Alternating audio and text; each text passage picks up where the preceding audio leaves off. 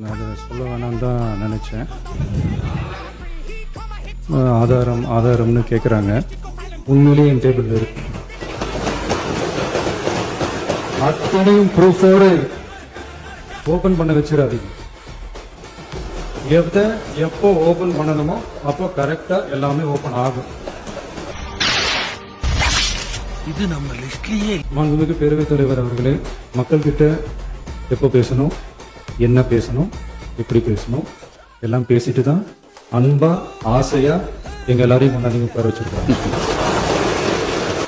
நான் பேசுவேன், பேசக்கூடாதுன்னு ஒண்ணும் இல்லை.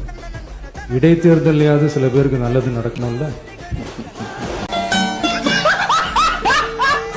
இல்ல என்னன்னா நான் சொல்ல வர்றது என்னன்னா, இப்போ இந்த தருணத்துல இந்த தோல்வி உங்களுக்கு எந்த அளவுக்கு பாதிச்சிருக்கு அதுதான் தேவை எனக்கு.